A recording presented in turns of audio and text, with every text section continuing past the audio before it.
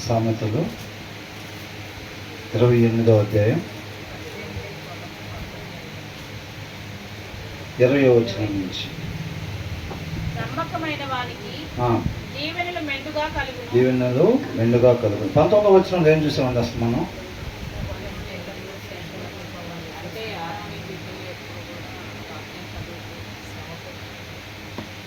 ఇక్కడ భూమి ఉన్న వాళ్ళు ఎలాగైతే కష్టపడి పని చేసుకోవటం వల్ల వాళ్ళకి సమృద్ధిగా పంట వచ్చిద్దో, అలాగే మనం కూడా ఆత్మీయంగా ఏం చేయాలంట? కష్టపడాలి. కష్టపడి కూర్చొని తగిన సమయం దేవుడితో గడిపినప్పుడు ఆయన గుణలక్షణాలు మనకి వస్తాయి అన్నమాట. మనం కూడా అప్పుడు క్రీస్తుని పోలి జీవించే వారంగా ఉంటాం. అలా కాకుండా భూమి ఉన్నా సరే ఊరుకునే కూర్చొని మనం ఊహలకంతా ఉన్నాం అనుకోండి, ప్లాన్ చేస్తూ ఉంటే ఇలా చేయాలి, అలా చేయాలి, పంట వచ్చిన తర్వాత ఇట్లా చేద్దాము, దాన్ని అక్కడ అమ్ముదాము, ఇంత డబ్బులు వస్తాయి, దాంట్లో ఇలా చేద్దాం, అలా చేద్దాం. అసలు ముందు కష్టపడకుండా ఈ ప్లాన్ అన్నీ వేస్తూ ఉంటే అవి జరుగుతాయా? జరగవు అన్నమాట. కాబట్టి మనం ఏం చేయాలి? కష్టపడే వారంగా ఉండాలి, ఆత్మీయంగా కష్టపడే వారంగా ఉండాలి. ఇక్కడ లోక సంబంధంగా కూడా మనం పనిచేసే దగ్గర నమ్మకంగా కష్టపడి పనిచేసి ఇతరులకి మనకి దేవుడిచ్చిన సమృద్ధిలో నుంచి ఇచ్చేవారంగా ఉండాలన్నమాట. 20వ వచనం ఏంటంట? నమ్మకమైన వానికి దీవెనలు మెండుగా కలుగును. శిక్ష నందకపోడు. ఇక్కడ ఏమని ఇచ్చారంటే a faithful man will abound with blessings అని ఇచ్చాడు. ఫెయిత్ఫుల్ మ్యాన్, ఫెయిత్ఫుల్ విశ్వాసము కలిగిన వాడు. ఇక్కడ 2 రకాలుగా, ఒకటి కనిపించని దాన్ని నిదానించి చూసేవాళ్ళు ఒకళ్ళు, కనిపించే వాటిని చూసేవాళ్ళు ఇంకొకళ్ళు. ఈ 2 రకాల జనం ఉంటారు, అవునా?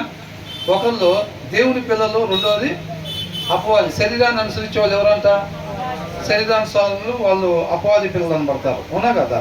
కాబట్టి కనిపించే దాన్ని చూసేవాళ్ళు, దాన్ని వెంబడించే వాళ్ళు ఎవరంట?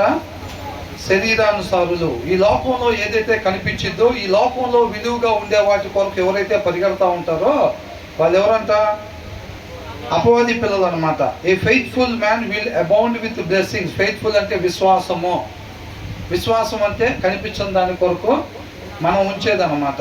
మరణం తర్వాత ఏదైతే ఉంటుందో జీవితము, దాని కొరకు దాని మీద చూపు ఉంచి జీవించేవాళ్ళు, విశ్వాసంతో ముందుకి సాగేవాళ్ళు, వాళ్ళు ఏమవుతారంట? విల్ బి రిచ్లీ బ్లెస్డ్ అని అంటున్నాడు. ఎవరైతే విశ్వాసము లేకుండా కనిపించే దాని కొరకు, కనిపించే దాని వైపు చూసుకొని వెళ్తూ ఉంటారో, అంటే ఈ లోకంలో డబ్బు కనపడుద్ది కదా, పదవులు కనపడతాయి కదా, ప్రమోషన్స్ కనపడతాయి కదా, బంగారం కనపడుద్ది కదా, వెండి కనపడుద్ది కదా, వస్త్రాలు కనపడతాయి కదా, వీటి కోసం ఎవరైతే తహతహలాడతారో, కొంతకాలం ఉండిపోయే విలువైన కార్లు, బంగ్లాలు, వజ్రాలు, వీటి కోసం ఎవరైతే పరిగెడతా ఉంటారో వాళ్ళు విశ్వాసం లేని వాళ్ళు అన్నమాట. మూర్ఖుడు ఏమనుకుంటాడంట? ఒక మ్యాన్షన్ కట్టించుకొని ఆ మ్యాన్షన్కి తన పేరు పెట్టుకొని ఇది శాశ్వతంగా ఉండిద్ది అని అనుకుంటాడు, అవునా? ఇవన్నీ శాశ్వతంగా ఉంటాయి అని అనుకుంటాడు. ధనవంతుడు తన దృష్టికి తానే జ్ఞాని అనుకుంటాడంట. నిజం కాని దాన్ని, జ్ఞానం కాని దాన్ని జ్ఞానం అనుకొని భ్రమపడతా ఉంటాడు అని అంటున్నాడు. కాబట్టి ఇక్కడ ఏం కావాలంట? విశ్వాసము కలిగి జీవించే వాళ్ళు ఆస్వాదించబడతారు, తండ్రితో పాటు యుగయుగాలు ఉంటారు. విశ్వాసము లేని వాళ్ళు, కంటికి కనిపించే వాటి కొరకు పరిగెత్తే వాళ్ళు, దేవుడి కృపను బట్టి మనకిచ్చే సమయాన్ని ఈ లోకంలో ఉన్న దాని కొరకు ఉపయోగిస్తూ ఉంటారు, చూసారా? వాళ్ళు ఏమవుతారు? ఏమనుంది అక్కడ? ఆతురపడవాడు శిక్ష నొందకపోడు, విల్ నాట్ గో అన్పనిష్డ్ అని అంటున్నారు. రేపు తీర్పు దినాన ఖచ్చితంగా వాళ్ళు దేవుడి కృపను బట్టి ఇచ్చిన ఆయుష్ మొత్తం కూడా ఏం చేస్తారంట? ధనం సంపాదించుకోవటానికి. ఈ లోకంలో ధనము, అది బంగారం కావచ్చు, వెండి కావచ్చు, విలువైన వస్త్రాలు కావచ్చు, పదవులు కావచ్చు, డబ్బే కావచ్చు, ఏదైనా కానీ దాన్ని పేరు సంపాదించాలని కొంతమంది గురుమారిపోయిన వాళ్ళు రకరకాలుగా ఉంటారు, అవునా కదండి? డబ్బు సంపాదించాలనుకుంటారు, చాలా బంగారం పిల్లలకి ఇచ్చేయాలని వెళ్ళేటప్పుడు అనుకుంటారు, గొప్ప పదవిలో ఉండేళ్ళాలి, నా పదవి నా తర్వాత నా పిల్లలకి ఇచ్చేయాలని ఆశపడుతూ ఉంటారు అనమాట చాలామంది. వీళ్ళందరూ ఎవరు?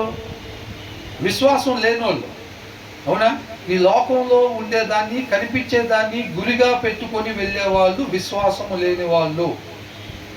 వాళ్ళు ఖచ్చితంగా శిక్షింపబడతారు అని అంటున్నాడు. రేపు రోజున ఎవరైతే విశ్వాసము కలిగి జీవిస్తారో వాళ్ళు ఆశీర్వదించబడతారు. విశ్వాసం కలిగి ఏ విశ్వాసం? యాకోబు రాసిన పత్రికలో ఉన్న విశ్వాసం అన్నమాట. క్రియలు కలిగిన విశ్వాసము. అర్థమవుతుందండి? క్రియలు కలిగిన విశ్వాసం. వీళ్ళు ఏం చేస్తున్నారంటే ఇక్కడ కనిపించే డబ్బు సంపాదించడం కోసం వీళ్ళు పరిగెడతా ఉంటారు. ఈ విశ్వాసం కలిగిన అతను ఏం చేస్తాడంటే అక్కడ డబ్బుగా సంపాదించే దానికోసం పరిగెడతా ఉంటాడు. అర్థమవుతుందండి? అక్కడ డబ్బు సంపాదించే దానికోసం పరిగెడతా ఉంటారు వీళ్ళు విశ్వాసం లేనివాడు ఏం చేస్తాడు? అదే ఎవడు చూడను పోయాడురా, రాశారు బైబిల్లో, ఎవడు చూశాడు, లెగిశాడో లేదో ఎవడు తెలుసు, మనం కూడా వెళ్తామని నువ్వు చెప్తున్నావు. నువ్వు చూసావా? ఎవరన్నా వెళ్తాం? చూడలేదు కదా. అంటే ఆయన ఏం చేస్తున్నాడు? చూడడం దాన్ని నమ్ముతున్నాడా, నమ్మట్లేదా? నమ్మట్లేదు. అర్థమవుతుందా? కాబట్టి మనం విశ్వాసము ద్వారా మరణం తర్వాత ఉండే నిత్య జీవాన్ని నిదానించి చూసి దాని కొరకు ఏమేమి క్రియలు మనం చేయాలో ఆయన కృపను బట్టి ఆ కార్యాలు మనం చేసే వారంగా ఉండాలి. వాళ్ళు ఆశీర్వదింపబడతారు, రేపు ఆయనతో పాటు ఉంటారు. అలా కాకుండా ఈ లోకంలో విలువ ఏదైతే అనిపిస్తూ ఉంటుందో వాటి కొరకు దేవుడిచ్చిన సమయాన్ని ఎవరైతే ఉపయోగించుకుంటూ ఉంటారో వాళ్ళు నశించిపోయేవారుగా ఉంటారు. అంటే మనం ఇక్కడ విశ్వాసం కలిగి జీవించాలా, విశ్వాసం లేకుండా జీవించాలా? విశ్వాసం లోపిస్తే మనలో ఈ లోకంలో ఉండే వాటి వైపు మనం చూపెళ్ళిద్ది అనమాట.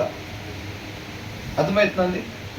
విశ్వాసం ఉంటే కనుక ఈ లోకంలో ఉన్నదాని కాకుండా శాశ్వతమైన దాన్ని మనం చూసి దానికి సంబంధించిన క్రియలు మనం చేసేవారంగా ఉంటాం. అప్పుడు ఈ లోకంలో ఉండే వాళ్ళకి మనం ఎలా కనపడతాం? వెలివారిలాగా కనపడతాం. వీడు వెలివారిలాగా ఉన్నాడు రా, వీడికి ఏదో ఆ ఉద్యోగం వచ్చింది, ఆ ఉద్యోగంలో 4 డబ్బులు వస్తున్నాయి, ఈ రోజు వచ్చిన ప్రతిసారి ఏదో ఒక రకంగా వాటిని వాళ్ళకి లేదు వీళ్ళకి లేదు అని అనుకుంటా వీళ్ళకి ఇచ్చుకుంటా వెళ్తూ ఉంటాడు అని లోకంలో ఉండే వాళ్ళకి వెర్రి వాళ్ళలాగా మనం కనపడతాం. ఏసై కూడా ఏం చూసారు? వాళ్ళు అంతే చూసారా లేదా? నేను దేవుని కుమారుని అంటున్నాడు, రాజ్యం అంటున్నాడు, రాజ్య స్థాపన అంటున్నాడు, అది శాశ్వతం అంటున్నాడు, అది న్యాయం అంటున్నాడు, అది నీతి అంటున్నాడు. అవునా కదా? లోకమంతా ఒకవైపు వెళ్తాడు, ఈయన ఒక్కడే ఇంకో వైపు వెళ్తున్నాడు అని చెప్పి ఏసైని అనుకున్నారన్నమాట. మనల్ని కూడా అలాగే అనుకుంటారు విశ్వాసంతో మనం ముందు కొనసాగుతుంటే. మరి అలా అనుకుంటున్నారు కదా, మరి ఏం చేద్దాం? మరి అనుకుంటున్నా సరే విశ్వాసంతోనే వెళ్ళాలి. అలా అనుకుంటుంటేనే మనం సరైన దారిలో వెళ్తున్నట్టు అనమాట. తర్వాత ఏమంటున్నారు? పక్షపాతము చూపుట మంచిది కాదు, రొట్టె ముక్క కొరకు ఒకడు దోషము చేయును. పక్షపాతం చూపటం అంట మంచిది కాదు. Person will do wrong for a piece of bread అని అంటున్నాడు. అంటే ఒక రొట్టె ముక్క కొరకు ఏం చేస్తాడంట? దోషం చేస్తాడంట. రొట్టె ముక్క తింటే ఏమైంది చెప్పండి? ఆకలి తీరిద్ది, ఈ లోక సంబంధంగా ప్రాణం నిలబడిద్ది. అవునా కదా? ఈ లోక సంబంధంగా కొంతకాలం ఉండే ఈ ప్రాణం నిలబడిద్ది అన్నమాట. దాని కొరకు వీళ్ళు ఏం చేస్తారు? పార్షియాలిటీ చూపిస్తారు. ఇప్పుడు ఎవరో ఒక ఆయన వచ్చాడు, డబ్బున్న ఆయన ఎవరో మోసం చేశాడు, నా స్థలం ఆక్రమించాడండి అని అన్నాడు. ఈయనేమో నేను ఆక్రమించలేదని అంటున్నాడు. ఈయన దగ్గర చాలా డబ్బులు ఉన్నాయి, పలుకుబడి కూడా ఉంది, వాళ్ళ కుటుంబస్తులు చాలా మంది మంచి మంచి పదవుల్లో ఉన్నారు. ఈయన దగ్గరకు వచ్చింది తీర్పు. వచ్చినప్పుడు ఏం చేస్తారు? అది వాడి దగ్గరే ఉంది, వాడి దగ్గర ఉందే ఆ ఒక్క స్థలం, అది కూడా ఈయన తీసుకున్నాడు అంటే ఈయన దగ్గర చాలా ఉంది. ఈయనకు సంబంధించిన వాళ్ళు ఇంకా చాలామంది పలుకుబడిలో ఉన్నారు. మనం ఈయనకు కానీ ఫేవర్గా చెప్పామనుకో ఫ్యూచర్లో మనకు ఉపయోగపడతాడు. ఏమవుతారంట? ఫ్యూచర్లో మనకు ఉపయోగపడతాడు. ఏదైనా అవసరం పడిందంటే వాళ్ళ బాబాయ్ చేత ఫోన్ చేయించి నాకు నెక్స్ట్ లెవెల్ పదవికి వెళ్ళేటట్టుగా చేయగలుగుతాడు. స్థలం వాడిదే ఉంది, అది ఒక్కటే వాడికి, అది తప్పేది లేదు, అదే వాడికి ఆధారం. ఆ స్థలం వాడిదని మనకు కూడా తెలుసు. ఈయన లాక్కున్నాడు అని కూడా మనకి తెలుసు. కానీ వాడికి వెళ్ళి ఇచ్చామనుకో న్యాయంగా అయితే ఎవరికి ఇవ్వాలి? ఎవరిదైతే స్థలమో వాళ్ళకే ఇవ్వాలి. కాకపోతే వాడికి ఇవ్వటం వల్ల ఈయన పగబెట్టుకుంటాడా లేదా? ఈయన పగబెట్టుకుంటాడు. ఈయన పగబెట్టుకున్నాడంటే ఈయన డబ్బులు ఉన్నవాడు, వాళ్ళ కుటుంబంలో అనేక పదవులు ఉన్నవాళ్ళు కాబట్టి మనం ఇబ్బంది పడే పరిస్థితి ఉండొచ్చు ఫ్యూచర్లో. అవునా కదా? కాబట్టి ఆ స్థలం ఏందని మనం చెప్పేసామనుకోండి, లేదు ఆ స్థలం ఏందే నీది కాదని చెప్పేసామనుకోండి, ఆయన ఎట్లాగో మనల్ని ఏం చేయలేడు. వాళ్ళకు ఉందే ఒక స్థలం, ఆ స్థలం కాస్త ఆయన తీసుకున్నాడు, డబ్బునైనా ఆ స్థలం తీసేసుకున్నాడు కాబట్టి మనం అది నీది కాదని చెప్పినా వాడు ఎట్లాగో మనల్ని ఏమి చేయలేడు. నీదని చెప్పామనుకో, ఈ ఫ్యూచర్లో మనకు ఉపయోగపడి ఏదో ఒక మేలు చేస్తాడు. అవసరం పడినప్పుడు పోయినసారి నీది కానీ స్థలం నీదని చెప్పి నేను జడ్జిమెంటు ఇచ్చాను కదా, మరి ఇప్పుడు ప్రమోషన్లో లిస్ట్లో ఉన్నాము, నాతో పాటు ఇంకొక 2-3 ఉన్నారు, మీ బాబాయ్ పలానా కాబట్టి కొద్దిగా ఫోన్ చేయించేది మనకు వచ్చేటట్టుగా చూడమని చెప్తాడు అనమాట. అర్థమవుతుందా? అప్పుడు ఈ ప్రమోషను ఈయనకు వచ్చేటట్టుగా జరిగిద్ది, ఫేవర్ జరిగిద్ది. అంతేనే కదా? లేదు ఫ్యూచర్లో ఏదన్నా డబ్బు అవసరమైనా ఏదన్నా కావాలనుకున్నా కానీ ఈయన ఫేవర్ చేయగలుగుతాడు, డబ్బులు ఉన్నాయి కాబట్టి. ఆయన ఏం చేస్తాడు? ఆయన చేయలేడు కదా. కాబట్టి ఈయన ఏం చేస్తాడంటే న్యాయాన్ని ఏం చేస్తాడు? అన్యాయంగా మార్చేస్తాడు. ఎందుకు? ఈ లోకంలో కొంతకాలం తిండి తినటానికి, కొంతకాలం మంచి వస్త్రాలు కట్టడానికి, కొంతకాలం సుఖభోగాలు అనుభవించడానికి ఆయన ఫేవర్ చేస్తే అదే వచ్చేది. ఆయన నిత్య జీవం చేస్తాడా? పాపం తీసేస్తాడా? ఆయన దగ్గర ఏదో కొంత డబ్బు ఉంది, మనకు ఉపయోగపడతాడు, తప్పుడు పని చేశాడు, మనం కూడా కొద్దిగా తప్పుడు తీర్పిచ్చి ఆ స్థలం నీదే అందాం అనుకోండి, ఏదైనా కావాలంటే మనం కూడా సాయం చేసి పెడతాడు. ఎక్కడన్నా సాయం చేస్తే మనం కూడా సుఖంగా బతకచ్చు 4 రోజులు. అవునా? కాబట్టి ఈ శరీరాన్ని సుఖపెట్టుకోవటం కోసం రొట్టె ముక్క అనంటే ఆహారం తింటే ఈ లోకంలో కొంతకాలం ఏమైంది మనకు లగ్జరీ, అదే కదా చేసి పెట్టేది. కాంట్రాక్ట్ ఏం చేస్తారు? సార్ మాకు ఇచ్చారంటే దాంట్లో మీకు 40% మీకు ఇస్తామండి అని అంటారు. అది పేదలకు చేయాల్సింది. ప్రతి ఒక్క ఐఏఎస్ ఆ యొక్క ఏరియాలో చూసుకొని రూపాయితో సహా ఎంత ఇద్దో అంత క్యాలిక్యులేషన్ చేసి పైన లీడర్స్కి అప్పగిస్తారు. దాన్ని అంత ఫండ్ వాళ్ళు రిలీజ్ చేస్తారు. అంత రిలీజ్ చేసిన దాంట్లో ఈయన 40% ఇస్తానంటున్నాడు ఆల్రెడీ. అంటే ఏంటి అక్కడ అర్థం? చేస్తాడా? సరిగ్గా నాణ్యంగా చేయడు. కాబట్టి వేరే వాడికి ఇచ్చామనంటే వాడు మనకి ఎవడో, వీడు మనకు 40% ఇస్తానంటున్నాడు కాబట్టి ఏం చేస్తాడు? ఆ కాంట్రాక్ట్ ఈయనకి ఇచ్చేస్తారు, ఫేవర్ చేస్తారు అన్నమాట. అప్పుడు వీళ్ళకి డబ్బులు వస్తాయి. డబ్బులు వస్తే ఏమైంది? బియ్యం బదులు, బంగాళదుంపల బదులు, బెండకాయల బదులు అవకాడోలు తినచ్చు. అవునా కదా? అదే కదా రొట్టె ముక్క అంటే. కాబట్టి ఇక్కడ అందుకని ఏమంటున్నాడు? To show partiality is not good. Situation ఏదైనా కానీ, పరిస్థితి ఏదైనా కానీ, అవతల ఎవరున్నా కానీ, ఆయన సింహాసనం మీద కూర్చున్నప్పుడు తీర్పు ఎలాగిస్తాడంట? ఆయన ముఖాలను బట్టి, మన ఎక్స్ప్లెనేషన్ బట్టి, ప్రభు ఆ టైంలో నేను అట్లా ఎందుకు చేయాల్సి వచ్చిందంటే యాక్చువల్గా అప్పుడు మా కుటుంబస్తులు అక్కడ అది ఏం వినడంత ఆయన ముఖాలు చూడడు, మన ఎక్స్ప్లెనేషన్, మన వివరణ ఏమి వినడు. ఆయన నీతిని బట్టి తీర్పు తీరుస్తాడంతే. మనం కూడా ఏం చేయాలి? అది ఎవరిదైతే న్యాయ ప్రకారంగా ఆ స్థలం ఎవరిదో మనకి ఏదైతే తెలుసో దాని ప్రకారంగా న్యాయాన్ని బట్టి మనం జడ్జిమెంట్ చెప్పేవారంగా ఆ స్థలం అయింది అని చెప్పేవారంగా ఉండాలి తప్ప మనకేదో ఈ కొంతకాలం ఉండే జీవితంలో లబ్ధి వచ్చింది అంటే ఈ లోకంలో విలువైనవి. అవునా? ఆయన ఏదో 10 లక్షలు లంచం ఇస్తాడండి, మనకి 100 కోట్లు ఇచ్చాడంట ఒక ఆయన జడ్జికి. ఎంత ఇచ్చాడు? ఆయనకి ఒక ఏరియా ఒక 5 కిలోమీటర్లు తవ్వుకొని చేసుకునేదంటే కాంట్రాక్ట్ వచ్చింది. ఆయన ఏం చేశాడంటే చిన్నగా 15 కిలోమీటర్లు తవ్వుకున్నాడు, తవ్వుకొని అమ్ముకున్నాడు. దానికి సంబంధించి ఎవరో పిటిషన్ వేసారు, చూశారు, పట్టుకున్నారు. ఏమండి ఇది పరిస్థితి అని అంటే ఫైనల్ జడ్జి చేతిలో ఉంది, ఇంకా ఆయన తప్పు చేయలేదని, లేకపోతే ఆయన ఏదో ఒక రకంగా బెయిల్ పర్వాలేదు, ఆయన సాక్షులు తారుమారు చేయడు అని చెప్పి ఆయనకి బెయిల్ ఇస్తే 100 కోట్లు లంచం ఉందంటే ఆయన డబ్బులు తీసుకుని ఏం చేశాడు? ఆయనకి బెయిల్ ఇచ్చేశాడు. అట్లాగనమాట. కాబట్టి మనం సిచ్యువేషన్ ఏదైనా కానీ పార్షియాలిటీ అనేది మనిషిలో ఉండాల్సిన లక్షణము కాదు, మనిషి చూపించాల్సిన లక్షణము కాదు అని అంటున్నాడు. పార్షియాలిటీ అనేది ఉండకూడదు. గొడవైంది, మీ ఏరియాలో నువ్వు పెద్ద, నీ దగ్గరకు వచ్చింది, ఆ గొడవలో మీ తమ్ముడు, మీ అన్నయ్యో, మీ అక్కో ఎవరో ఉన్నారు, మీ బాబాయో, పెద్దమ్మో, పెదనాన్నో ఉన్నారు అని ఏం చెప్తాం? తప్పు మనోళ్ళదే. మరి అప్పుడు ఏం చేయాలి? అది ఏదైనా కానీ తర్వాత వాడు ఒకవేళ నా సంగతి తెలుసుగా ఇప్పుడు 7 మర్డర్లు చేసింది ఫైల్ నీ దగ్గరికి వచ్చింది, నువ్వు కానీ నాకు జడ్జిమెంట్ ఇచ్చి నాకు శిక్ష పడాలని చెప్పావంటే 8వ అయింది. ఆ 8వ ఎవరో కాదు, నువ్వే అవుతావు అని వార్నింగ్లు కూడా రావా? జడ్జిలకి ఎన్నో వస్తాయి వార్నింగ్లు, ఎన్నో వార్నింగ్లు వస్తాయి. ఇదే చివరి తీర్పు అయింది, అదే ఇది ఇదైతే అని సవాలు ఆశగా బెదిరిస్తారు. అందుకనే జడ్జీలకి అంత సెక్యూరిటీ ఉండదు. ప్రోటోకాల్ ప్రకారం అంత సెక్యూరిటీ వాళ్ళకి ఉండిద్ది అనమాట. ఎన్నో బెదిరింపులు వస్తాయి. అయినా సరే అది ఏం పట్టించుకోకూడదు. మొఖాలు చూసి కాదు, నీతిని బట్టి మనం ఉండేవారంగా ఉండాలి తప్ప పార్షియాలిటీ ఏమాత్రం కూడా చూపించకూడదు అని అంటున్నాడు. అంటే నేను ఎగ్జాంపుల్గా అక్కడికి చెప్పానండి. అంటే తగాదాల్లో పార్షియాలిటీ చూపించకూడదేమో, లేకపోతే తీర్పుల్లో స్థలాల విషయం వరకు పార్షియాలిటీ చూపించకూడదేమో అనేది కాదు.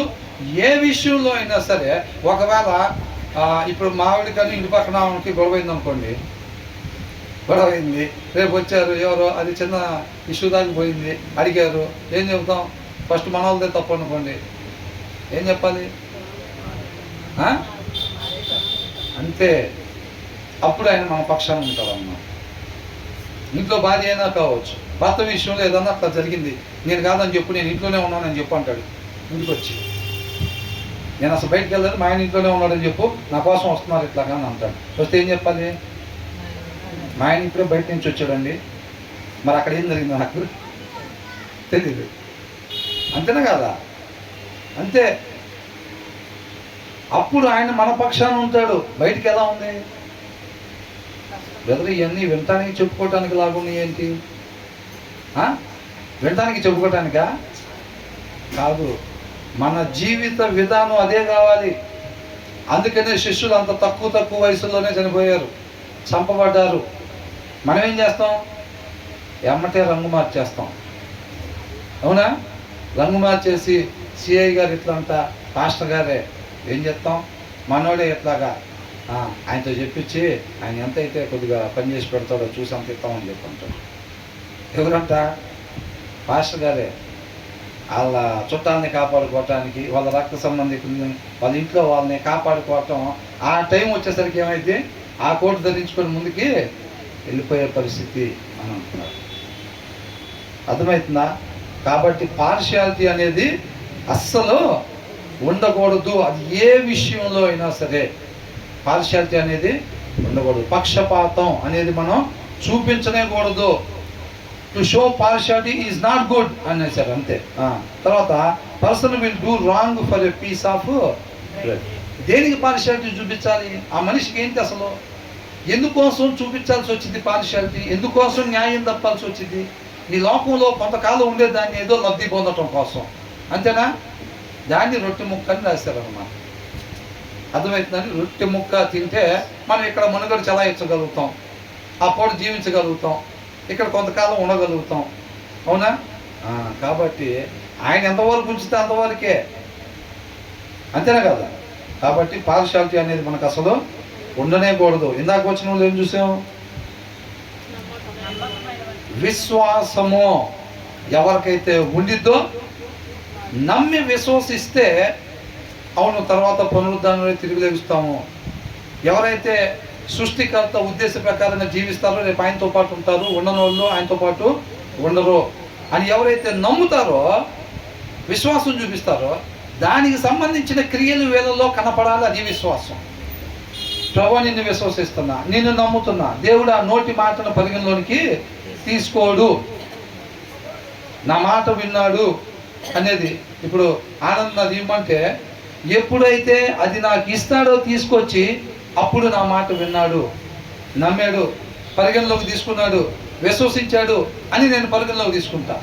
ఓకే బ్రదర్ అని చెప్పి అక్కడే ఉంటున్నాడు అనుకోండి, ఇవ్వకుండా అడిగినప్పుడల్లా ఓకే ఓకే అంటున్నాడు. కొద్దిగా అది ఇస్తావా ఆనంద్ అంటే ఏమంటున్నాడు? ఓకే బ్రదర్ అంటున్నాడు, కానీ ఇవ్వట్లా.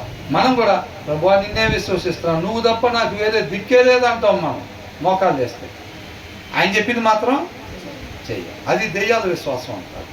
నువ్వు నమ్మి విశ్వసిస్తే, నువ్వు విశ్వసిస్తున్నావా పునరుద్ధానం ఉందని, నిత్య జీవం ఉందని విశ్వసిస్తున్నావా, రేపు ఆయన రాజ్యం ఉందని విశ్వసిస్తున్నావా? విశ్వసిస్తే దానికి సంబంధించిన క్రియలయ్యి. మనం చేసే ప్రతి క్రియ ఈ లోక సంబంధంగా ఏదో లబ్ధి చేకూర్చుకునే క్రియ అని అనుకోండి, మనం నమ్మనట్టే, మనం విశ్వసించినట్టే. అలాగ విశ్వసించిన వాళ్ళు ఎవరైతే ఉంటారో ఈ లోకం వాళ్ళ చేత వెర్రి వాళ్ళం అనిపించుకోకపోతే నిత్య జీవంలో స్థానం లేదు మనకంతే. అర్థమవుతుందండి? ఈ లోకంలో వాళ్ళ చేత ఏమనిపించుకోవాలంట? వెర్రోళ్ళం అని అనిపించుకుంటేనే మనకి ఎలిజిబిలిటీ వచ్చినట్టు అనమాట. అది వాళ్ళు ఎప్పుడు చెప్తారు వెర్రోళ్ళం అని? మనం చేసే క్రియలను బట్టి. ఒరే నీకు వచ్చేది నీ దగ్గర ఉండేది 20,000, ఆ 20,000 తీసుకెళ్ళి వాళ్ళకి ఎదిగిస్తావు. వచ్చిన పరిస్థితి ఏంటో నీకే తెలియదు. నువ్వేం మనిషిరా బాబు, వెర్రోళ్ళలాగున్నావు. మన క్రియలను బట్టి ఇది వెర్రోళ్ళు అని అంటారు. అవునా? అట్లాగనమాట. కాబట్టి విశ్వాసము ద్వారానే మనం ముందుకు సాగాలి తప్ప పరిస్థితిని బట్టి రంగులు మార్చుకుంటా మనం ముందుకు పోయేవారంగా ఉండకూడదు. అట్లా 1000 ఏళ్ళు బతికిన ఉపయోగం ఏంటండి అసలు? 1000 ఏళ్ళు బతికిన ఉపయోగం ఉందా? 5,000 సంవత్సరాలు బతికిన ఉపయోగం ఉందా? అట్లాగా గంట చాలదా? స్టెఫన్ ఎంత వయసులో చనిపోయాడు? అవునా కదా? ఆయన పైకి చూస్తే ఆకాశం తెరవబడిందంట. మనం చూస్తే ఏముంటుంది అసలు? అట్లాగా మనకు సంబంధం లేదు. ప్రభా దేవుడు దినం ఇవ్వని ఎప్పుడు కూడా నోరు తెసి సాహసం చేసి అడగకూడదు మనం. ఆయన కృప అయితే, ఆయన చిత్తమైతే ఇస్తాడు. ఇస్తే ఏం చేయాలి? 119 కీర్తనలో ఉన్నట్టుగా నీ ఆజ్ఞలు నీ కట్టలు గైకొనుటకే నన్ను బ్రతికించు. మనం బ్రతుకుంటే దాని కొరకు బ్రతుకుండాలి, లేకపోతే లేదు ఆయన ఇంకా చాలే అంటే బయలుదేరి వెళ్ళిపోవాలి. అంతేనా కదా? కాబట్టి 20వ వచనంలో విశ్వాసం అంటే కనిపించని దాని వైపు మనం చూపు ఉండాలి. దాని మీద మనం చూపు ఉంది అని అంటే మన క్రియలు దానికి సంబంధించినవిగా ఉంటాయి. అర్థమవుతుందండి? దానికి సంబంధించినవిగా ఉంటాయి అన్నమాట. 21వ వచనంలో ఏంటంట? పక్షపాతం చూపనే కూడదు. నువ్వెప్పుడైతే ఆ ప్లేస్లో నీ కుమారుడు ఉండొచ్చు, భార్య ఉండొచ్చు, తల్లిదండ్రులు ఉండొచ్చు, బంధువులు ఉండొచ్చు, ఎవరైనా ఉండొచ్చు, నువ్వు ఎప్పుడైతే పక్షపాతం చూపకుండా నువ్వు చెప్తావో నీ కుటుంబాలను కాపాడుకున్న వాడు అవుతావు. నువ్వు మంచి మాదిరిని కనపరిచి వాళ్ళకి జీవపు దారి చూపించిన వాళ్ళం అవుతాం అన్నమాట. అట్లా కాకుండా మనం కానీ వేరొకటి పార్షియాలిటీ కానీ చూపించినట్లయితే కనుక ఏమైతే మనతోనే అది పోదు, మన కుటుంబ సభ్యులు మొత్తం కూడా వెళ్ళిపోతారు అంతే. ఎందుకని? మా తాతగారు పెద్ద పాస్టర్ గారు ఆయనే పరిస్థితిని బట్టి పార్షియాలిటీ చూపించుకుంటా వెళ్ళిపోయేవాడు అని అనుకుంటారు. వీళ్ళు ఏం నేర్చుకుంటారు? అదే నేర్చుకుంటారు. మా తాతగారు వస్తుంటే బయట వెళ్తుంటే అయ్యా వందనాలు అంటూ ఉండేవాళ్ళు, ఆయనే పార్షియాలిటీ చూపించుకుంటూ ఉండేవాడు, అప్పుడప్పుడు పరిస్థితిని బట్టి వెళ్ళిపోతూ ఉండేవాడు అటు ఇటుగా అని వీళ్ళు కూడా అదే నేర్చుకుంటారు. రేపు ఆయన ఎక్కడికి వెళ్తాడు? అటు చూపించుకుంటే వెళ్ళి ఆయన నిత్య నరకానికి వెళ్తాడు. వీళ్ళందరూ ఎక్కడికి వెళ్తారు? వీళ్ళందరూ కూడా నిత్య నరకాగ్నికే వెళ్తారు. ఎందుకని వెళ్తున్నారు వీళ్ళు? కారకులు ఎవరు? ఆ ముందు మాదిరిని కనపరిచారు చూసారా ఆయన. కాబట్టి మనం పార్షియాలిటీ చూపనికూడదు అని అంటున్నాడు. ఎవరైతే ఇక్కడ దాని వైపు వాళ్ళు చూపు ఉంటుందో వాళ్ళు పార్షియాలిటీ చూపించేవారుగా ఉంటారు. తర్వాత 22 వచ్చిన చెడు దృష్టి గలవాడు ఆస్తి సంపాదింప ఆతురపడును, తనకు దరిద్రత వచ్చిందని వానికి తెలియదు. ఇక్కడ ఏమంటున్నారంటే ద స్టింగీ మ్యాన్ హ్యాజన్స్ ఆఫ్టర్ వెల్త్ అని అంటున్నారు. స్టింగీ పిసినారితనము, ఉదార స్వభావము లేనివాడు, అవసరతల్లో ఉన్నా సరే ఎవరినన్నా చూసినా వాళ్ళ వైపు చూసి అసలు ఆలోచన లేదు, ఆ ఉద్దేశం లేదు. అలా ఉన్నా సరే తన చేతులు బిగించుకుని అవతలకి ఇవ్వకుండా ఉండేవాడు. అర్థమవుతుందండి? ఏమంటారు దాన్ని? ఉదార స్వభావమా లేదా ఔదార్య స్వభావమా? ఇచ్చే స్వభావం ఉండేవాళ్ళు ఏమంటారు? ఉదార స్వభావమా? అది లేని వాళ్ళని అవుతారు. అవసరతల్లో ఉన్న వారికి ఇచ్చే ఆలోచన లేని వాళ్ళు అంటే వీళ్ళ చూపు ఎక్కడుంది?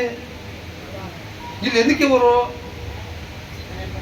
అయ్యా పరిస్థితి బాగోలేదు, అయ్యా బియ్యం లేవు, ఆయనకున్న పలంగా ఉద్యోగం పోయింది, నేను ఆయన 2 పిల్లలు ఉన్నాము, కొద్దిగా బియ్యం కూరగాయలకి ఇస్తే ఆయన పని ఎత్తుకుంటున్నాడు, ఏదైనా దొరకగానే మళ్ళీ ఇస్తామయ్యా అని అంటే మన దగ్గర డబ్బులు ఉన్నాయి అనుకోండి, మన ఇల్లు గడవంగా కూడా డబ్బులు ఉన్నాయి, మనం ఎందుకు ఇవ్వం?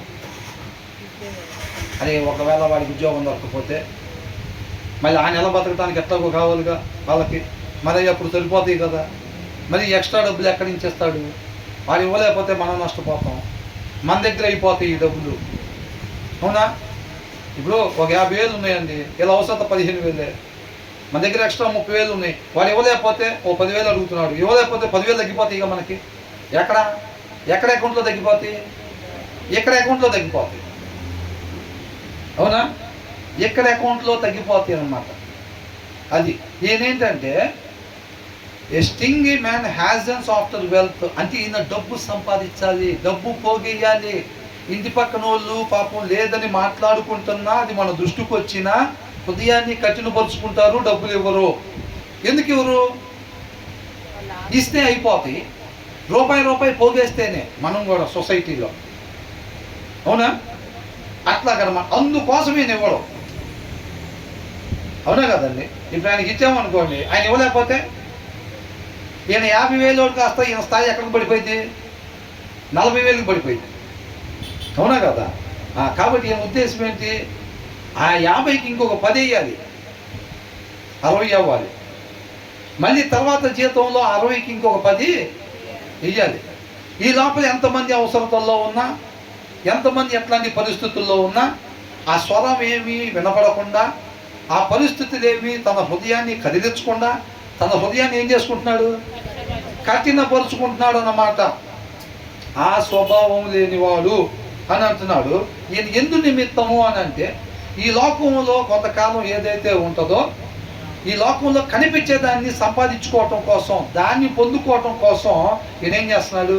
నిన్ను వల్లే నీ పొరుగు వారిని ప్రేమించమంటే ఈయనేం చేస్తున్నాడు? మనం మాత్రం బాగుండాలి, వాళ్ళు ఎట్టపోతే మనకెందుకు, మనం మాత్రమే. అది సెల్ఫిష్, ఉండకూడని లక్షణము, అస్వాభావికంగా ఉండే మూఢత్వంలో నుంచి వచ్చే లక్షణం అన్నమాట. వాళ్ళు తినడానికి లేదు, 2 పిల్లలు ఉన్నారు, పస్తులు ఉంటారు, తెలుసు మన దగ్గర డబ్బులు ఉన్నాయి, అయినా మనం ఇవ్వము. ఎందుకంటే ఇక్కడ ఉండే డబ్బులు మనం సంపాదించాలి. లేదు దాంతో ఏదన్నా బంగారపు నగలు పొందాం అనుకోవచ్చు, లేదా పట్టు చీరలు పొందాం అనుకోవచ్చు, లేదంటే ఎవరికన్నా లంచం ఇచ్చి ఒక పదవి తెచ్చుకుందాం అనుకోవచ్చు, ఏదైనా కావచ్చు. కానీ ఈ లోక సంబంధమైన వాటి వైపు ఆయన చూపు ఉన్నది. కాబట్టి ఆ మనిషి ఉండాల్సిన తీరు ఏంటంటే ఆయన వల్లే ఆయన పొరుగు వారిని ప్రేమించాలి. అది ప్రతి మనిషికి ఉండాల్సిన లక్షణం అన్నమాట. కాబట్టి ఆ పని చేయకుండా ఉంటున్నాడు పిసినారితనంగా, అంటే అవసరతల్లో ఉన్న వాళ్ళకి ఇవ్వకుండా ఉంటున్నాడు. అర్థమవుతుందండి? డబ్బు సంపాదించాలనే ధ్యాస ఉందన్నమాట ఈయనకి. ఇందాకేమని ఉంది? ఇందాక వచ్చిన మధ్యలో నుంచి ఏమనుంది? ధనవంతుడగుటకు ఆతురపడువాడు శిక్ష నొందకపోడు, మరణంలో వేయకపోవాడు, నిత్య నరకాగ్నిలో ఖచ్చితంగా వేయబడతాడు అని అంటున్నాడు. ఎవరు? ధనవంతుడు అవ్వాలని ఆతురత పడేవాడు. ఈ స్టింగీ మ్యాన్ అంటే ఎవరు? ఇచ్చే స్వభావం, అవసరతల్లో ఉన్నాడని తెలిసినా ఇవ్వని వ్యక్తి ఎవరు? టు గెట్ రిచ్ అని అంటున్నాడు. ఈగర్ టు గెట్ రిచ్, తొందరగా డబ్బులు సంపాదించాలి. మా తాత వల్ల మా నాన్న వల్ల కాలేదు కానీ నా తరంలో మాత్రం ఒక 50-100 కోట్లు సంపాదించాలి నెక్స్ట్ తరానికి అని కొంతమంది ఉంటారు, కమిట్మెంట్ పెట్టుకొని. ఒక ఆయన, నేను రాజమండ్రిలో పనిచేసేటప్పుడు కార్పెంటర్ పని చేస్తాడు. కార్పెంటర్ పనిచేసి ఆయన వాళ్ళ ఇంటికి ఏదో ఈ వర్క్ పరంగా నేను వాళ్ళ ఇంటికి వెళ్తే బ్రహ్మాండంగా ఉంది ఇల్లు, బ్రహ్మాండంగా ఇల్లు, అసలు ఏ క్లాస్గా ఉంది. ఆయనతో కూర్చొని మాట్లాడుతుంటే ఆయన చెప్పిన మాట, నేను 5వ తరగతి చదువుకున్నానండి అన్నాడు. నేను 5వ తరగతి చదువుకున్నా, మా నాన్నోళ్ళు మాకేమీ ఇవ్వలా, తినడానికి లేని పరిస్థితిలో స్టార్ట్ అయ్యాం. నా తర్వాత నా పిల్లలు అలా ఉండకూడదు అన్న ఉద్దేశంతో ఈయనంత బాగా డబ్బులు సంపాదించి, అంటే వాళ్ళ తాత వెళ్ళిపోయినట్టు వాళ్ళ నాన్న వెళ్ళిపోయినట్టుగా కాకుండా వెళ్ళేటప్పుడు సమృద్ధిగా ధనం సంపాదించి, ఈ లోకంలో విలువ కలిగిన వాటిని సంపాదించి వాళ్ళ పిల్లోడికి ఇచ్చెళ్ళాలి. నేను నా తర్వాత తరాలు లైఫ్లో సెట్ అయిన తరాలుగా, సెట్ అయిన కుటుంబాలుగా ఉండాలి మా ఇంటి పేద కుటుంబాలు. నా ముందు ఇవ్వలేకపోయారు, కానీ నేను అట్లా బాగకూడదని కమిట్మెంట్ పెట్టుకున్నాడు ఆయన. అంటే ఆయన ఉద్దేశం ఏంటి? నా తరంలో సంపాదించేసేయాలి. ఏదైనా కుదిరితే ఒక 5 తరాలకి లేదా ఒక 10 తరాలు, మా అబ్బాయికి, వాళ్ళ అబ్బాయికి, వాళ్ళ అబ్బాయికి, దేవుడు ఎంతవరకు ఉంచితే అన్ని తరాల వరకు నేను సంపాదించేయాలి. అలాంటి ఆలోచన పెట్టుకొని, అలాంటి ఆశ పెట్టుకొని, అలాంటి దాని కొరకు తపన పడే ఆయన, తృష్ణ పడే, ఈగర్ టు గెట్ రిచ్ అని అంటున్నాడు. తపన పడుతున్నాడు అనమాట, ఆశపడుతున్నాడు. ఎట్టి పరిస్థితుల్లో డబ్బులు సంపాదించాలి, ఆ తపన ఉందన్నమాట. అర్థమవుతుందండి. ఆయనకి కట్ల డబ్బు, ఇది నాది అని చూసినప్పుడే నాకు ఇంపైన సువాసన అనేది పెట్టుకున్నాడు లోపల. అర్థమవుతుందా? అట్లాంటి పర్సన్ అన్నమాట ఈయన. అలాంటి వాళ్ళు మిగతా వాళ్ళకి సహాయం చేసేవారుగా ఉండరు. ఆ స్వరం విన్న ఆలోచన చేయరు అన్నమాట. నా కన్నులు ఎక్కడెక్కడైతే అవసరతలో ఉంది ప్రభువా, వారిని నాకు చూపించు ప్రభువా, ఆ స్వరాలు నాకు వినిపించు ప్రభు అనే ప్రార్థన చేస్తారా? ఆ ప్రేమనే, నిన్ను వాళ్ళ దగ్గర నేను కనపరిచే కృపను దయచేయి ప్రభువా, ఆ ధన్యత నాకు దయచేయి ప్రభు అని చేస్తారా? చేయరు. ఎందుకని? ఆ స్వరం విన్నా వీళ్ళు చేయరు, సహాయం చేయరు. నేను కొంతమందిని చూస్తూ ఉంటాను, బాగా డబ్బులు సంపాదిస్తూ ఉంటారు. వాళ్ళ ద్వారా ఉపయోగం ఉంది, అవసరం ఉందని అనుకుంటే వాళ్ళకి ఏది కావాలో చేసి పెడతా ఉంటారు. వాళ్ళు ఇక పనికిరారా మనకంటే వాళ్ళు చచ్చిపోతున్నారు అన్న గుర్తులో నీళ్ళు పోయిరు. ఎందుకురా దండగా ఒక వాటర్ ప్యాకెట్ అడిగిస్తే నీకాడ కోట్లు దాస్తుంది కదా, వాడు పాపం ఏమీ లేదు, వాడు చచ్చిపోయేటట్టున్నాడు, ఒక వాటర్ బాటిల్ కొని వాళ్ళు గొంతులో పోయేదంటే వాళ్ళ వల్ల ఇక మనకు ఉపయోగం లేదురా, వాడితో పని లేదు ఇక మనకి, వాడికి మనకు ఉపయోగపడ్డాం అనుకుంటే ఆ వాటర్ బాటిల్ కాస్ట్ ఎందుకు వేస్ట్ అనుకుంటాడు, అయిపోతాయి డబ్బులు అనుకుంటాడు. అర్థమవుతుందండి. ఆయన పని చేసి ఈయనకి ఇంకా ఎక్కువ డబ్బులు సంపాదించి పెడతాడు అనుకోండి, వాడిని బ్రహ్మాండం చూసుకుంటాడు. వాటర్ బాటిల్ కాదు, వాడిని తీసుకుని వెళ్ళి బిర్యానీలో ఇప్పిస్తూ ఉంటారు. వ్యాపారంలో చూడండి, మీరు కావాలంటే ఎక్కడైనా ఒకరు బాగా పనిచేస్తాడు అనుకోండి, ఒక కంపెనీలో బాగా పనిచేసేవాళ్ళు ఉంటే ఆయన రావటం బదరా ఇట్లాగా ఎవరెవరైతే బాగా పనిచేసేవాళ్ళు ఉన్నారో 10 మందిని సెలెక్ట్ చేసి వాళ్ళకి గిఫ్ట్లు ఇవ్వటం, బోనస్లు ఇవ్వటం, వాళ్ళకి పార్టీలు ఇవ్వటం, వాళ్ళకి కార్లు ఇప్పించటం. అవి ఎవరికి ఇప్పిస్తారని కంపెనీలో కార్లు? కంపెనీ ఓనరు ఎవరెవరికైతే మినిమం రావడానికి కూడా ఛార్జీ డబ్బులు లేని వాళ్ళు ఉన్నారు, వాళ్ళు ఐడెంటిఫై చేసి పండగల కాళ్ళకి ఇస్తారా? వాళ్ళకి. ఎవరైతే బాగా డబ్బులు సంపాదించి పెడతా ఉంటాడో కంపెనీకి, తప్పుడు మాటలు, బోగస్ మాటలు చెప్పి ఏం లేదండి మా ఇన్సూరెన్స్ మీరు కట్టారంటే అసలు మీరు మీ పిల్లలు ఒక యాడ్ వస్తుంది, వాళ్ళ చిన్న అబ్బాయి తీసుకెళ్ళి హాస్పిటల్లో జాయిన్ చేస్తే వీళ్ళు కట్టిన ఇన్సూరెన్స్ వల్ల వాళ్ళ అబ్బాయికి అట్లాగైపోయిందని చెప్పి బ్రహ్మాండంగా మీకే కాదు మీ తర్వాత తరం వాళ్ళ తర్వాత తరం కూడా సెటిల్ అయిపోతారు అని అంటే అట్లాంటి మాటలని చెప్తారు. నిజంగా అవసరం పడే ఆ ఇన్సూరెన్స్ ఏమండి పరిస్థితి ఎట్లా అయిందంటే ఎట్లయింది, ఎట్లయిందో క్లారిటీగా చెప్పండి అని అంటే ఏం లేదండి పోతుంటే ఇట్లా తగిలిందండి దానివల్ల పోయాడండి అని అంటే అట్లా పోతే రాదు ఇన్సూరెన్స్. అరే ఆ దినాన్ని అట్లా చెప్పావు ఇట్లా చెప్పావు మొత్తం చెప్పావు, ఒక ఆఫీస్లో కూర్చోబెట్టి ఇచ్చారు, కాఫీ ఇచ్చారు, మీ ఆఫీస్కి వస్తే మొత్తం చెప్పారు, కూలింగ్ వాటర్ ఇచ్చాను అంటే ఏమండి మీరు సంతకం పెట్టిన అప్లికేషన్లో చూసుకున్నారా, క్లారిటీగా ఉండదా, తీసుకురండి అప్లికేషన్ తీసుకొచ్చి నీట్గా ఆ లైన్ ఆ పాయింట్ ఆ రోజు చూపించాడా? ఏమండి మీరు ఇన్సూరెన్స్ కట్టేటప్పుడు ఇట్లాగైతేనే మరణం వచ్చింది డబ్బులు, మిగతా ఎట్లా జరిగినా రాదు. 11వ పాయింట్లో జరిగినట్టుగా జరిగినా రాదు, 12వ పాయింట్లో జరిగినట్టుగా జరిగినా ఇన్సూరెన్స్ డబ్బులు రావు, 13లో జరిగినట్టు జరిగినా రాదు, 10వ దాంట్లో 10వ పాయింట్ ప్రకారంగా అయితేనే మీకు ఇన్సూరెన్స్ డబ్బులు వస్తాయి. మీరు ఓకే అనుకుంటే సంతకం పెట్టి ఇన్సూరెన్స్ కట్టినంటే కడతారా? వాడు అసలు ఆ పాయింట్లు ఏం చూపెట్టడు అప్పుడు. ఏమండి ఎంపీ గారు కడుతున్నారు, ఎమ్మెల్యే గారు కడుతున్నారు, మినిస్టర్ గారు కడుతున్నారు, అవునా, మన ఏదో సర్పంచ్ గారు కడుతున్నారు, అందరు కట్టేది మన దగ్గరేనండి అంటాడు. తీరా ఏదైనా సిచ్యువేషన్ జరిగి సార్ ఇట్లాగైందండి ఇదిగోండి ఇన్సూరెన్స్ ఆ రోజు మరి వచ్చాం కదా డబ్బులు ఇవ్వండి మట్టి ఖర్చులకు వెళ్ళావు అంటే ఎట్లా జరిగింది క్లారిటీగా చెప్పు, సర్టిఫికేట్ ఇచ్చారు హాస్పిటల్లో ఇచ్చారండి, అది తీసుకొచ్చి చూపించగానే ఇదిగో ఎట్లయితే రాదండి అది ఏంటి సార్ అట్లా అంటారు, ఇదిగో ఇక్కడ చదువు నువ్వు సంతకం పెట్టి నీ పాయింట్ చదువు అంటాడు. ఆ పాయింట్ చదువుగా ఏముంటుంది అక్కడ, అట్లా యాక్సిడెంట్ జరిగితే కనుక అది రాదను. సార్ ఆ రోజు చెప్పలేదు ఏంటండి, చెప్పబడమేంటి సార్ అప్లికేషన్ మీకు ఇచ్చాం 8 పేజీలది 8 పేజీలు ఇచ్చారంట, సంతకం పెట్టండి సార్ టైం అయిపోతున్నాను అన్నాడు. పెట్టారు ఇది సంతకం, ఇప్పుడు చూస్తే ఇన్సూరెన్స్ డబ్బులు ఏం లేదు, అవునా కదా. కాబట్టి అలా ఎవరైతే జనాలకి చూడకుండా సంతకాలు పెట్టించి కంపెనీకి ఆదాయం తీసుకొచ్చేవాడు ఉంటాడో వాడికి పండక్కి కార్లు ఇస్తారు, వాడికి బట్టలు పెడతారు, వాళ్ళకి టూర్ పెడతారు, అవుట్ స్టేషన్ టూర్లు. అరే ఈ 3 నెలల్లో ఎవడైతే ఇన్సూరెన్స్లు చేపిస్తాడో వాడికి గోవా టూర్ అంటారు. వాడు చూడి ఏం చెప్పాల్సిన వాడు వదిలిపెట్టేసి మొత్తం లాస్ట్లో ఒకటి తగ్గితే పెదనాన్న చేత పెద్దమ్మ చేత కూడా కట్టించేసిడు, 10 కట్టిన వాడికి ఏం చెప్తారు. ఇక మనోళ్ళ బయట వాళ్ళు ఏం కనపడరు, ఇంకా 9 అయినాయి, ఇవాళే లాస్ట్ రోజు. అవసరమైతే ఆ లాంచ్ చేస్తాను కట్టించేస్తాడు, ఆ పాయింట్ చదివకుండా నాన్న నేనుంటే కంపెనీలో మా ఓనర్ గారు కూడా కడుతున్నాను నాన్న అని చెబుతాడు అవసరమైతే. చెప్పేసి అలా సార్ సంతకం పెట్టించి గోవా వెళ్ళిపోతుంది.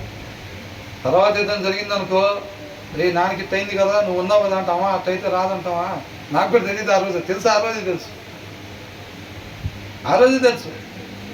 అట్లా అన్నమాట. వీళ్ళందరూ కూడా ఏంటంటే కంపెనీకి లాభాలు, జనానికి ఏం చెప్పావు అనేది అనవసరం. నువ్వు ఎన్ని పాలసీలు వేయించావు ఈ నెలలో, వాడి నుంచో పెట్టి సపట్లకు వచ్చి నోటీస్ బోర్డులో పేర్లు రాసి ఫోటోలు రాసి, అవునా, గందరగోళంగా చేసి వాడిని చాలా పని చేసి ఇచ్చేసి అక్కడ ఉండే వాళ్ళలో అప్రిషియేషన్ చేస్తాం. వాడిని చూసి ఇంకో నలుగురు తయారైతే మనం కూడా ఏం చెప్పకూడదురా. వాడు ఎంత సక్సెస్ అయ్యాడంటే వాడు ఏం చెప్పడరా అసలు. ఎవరి పొరపాటున జరిగితే అసలు అక్కడ అయితే రాదండి, ఇట్లాగైతే వచ్చిందన్న మాట్లాడి ఏం చెప్పడరా వాడు వెళ్ళిపోయి ఫస్ట్ కాళ్ళకు దండం పెట్టి ఇట్లాగా మేము కూడా అదేనండి, మనం ఒకటేనండి అని అంటాడు వాడు. అదంటాడు ఇదంటాడు, వాడు ఆ ముసుకేసి సంతకం పెట్టించుకుంటారా అని అంటారు. బయట అంతే ఉండదు తెలుసా. వెళ్ళేటప్పుడే చూస్తారు పటాలు, ఏం పటాలు ఉన్నాయో చూసుకుంటారు. ఓకే, పటాలను బట్టి ఒకవేళ వాక్యం ఉందనుకో అక్కడ ఎమ్మటే యాకోబు అని పేరు చెబుతాడు. ఏం పేరు యాకోబు కాదు, ఏం కాదు. పాలసీల్లో ఉండేది లేకపోతే బయట రకరకాలుగా మార్కెటింగ్లో ఉండేవి మొత్తం ఇంతే. అది వేరేది ఉందనుకో పేరు మారిపోయింది. అక్కడ బట్టి పేరు, అక్కడ బట్టి ప్రవర్తన. రాజకీయ నాయకుల టైపు, రాజకీయ నాయకులు ఎట్లా ఉంటుంది, దసరాకి దసరా, క్రిస్మస్కి క్రిస్మస్, రంజాన్కి రంజానే ఉంటుంది. అట్లాగా అయిపోతారు. కాబట్టి ఇక్కడ ఏమంటున్నారు, ఈయన ఎందుకు డబ్బులు ఇవ్వడంట, నిన్ను వల్ల నీ పొరుగువాడిని ప్రేమించు. నువ్వు ఆ పరిస్థితుల్లో ఉంటే జనం నీకేం చేయాలని నువ్వు కోరుకుంటావో నువ్వు జనాలకు అది చెయ్యి అని చెప్పి చెప్తున్నాడు కదా. మనిషి ఉండాల్సిన విధానం అది కదా. కాకపోతే ఈయన ఏం చేస్తాడంట, తొందరగా డబ్బులు సంపాదించాలి, ఎట్లాగైనా సరే తొందరగా డబ్బులు సంపాదించాలి అనేది ఉంది కాబట్టి అవతల వాళ్ళకి అవసరమైనా సరే సహాయం చెయ్యడు, చేయకుండా ఉంటాడంట. అప్పుడు ఏమైందంట, ఆయన ఏం తెలియదంట, దరిద్రత. ఏ దరిద్రత, నువ్వు ఎప్పుడైతే అవసరతల్లో ఉన్న వాడికి నువ్వు సహాయం చేయవో నీకు ఆత్మీయత ఏమొచ్చేసిద్ది. దీనికి దానికి కనెక్షన్ ఉండేది తెలుసండి, దీనికి దానికి కనెక్షన్ ఉండదు. నువ్వు ఇక్కడ నిజంగా ఆకలిగా ఉన్న వాడికి నువ్వు ప్లేట్ ఇడ్లీ ఇప్పిస్తే అది ఎక్కడ అకౌంట్లో పడిద్ది, అది అక్కడ అకౌంట్లో పడిద్ది.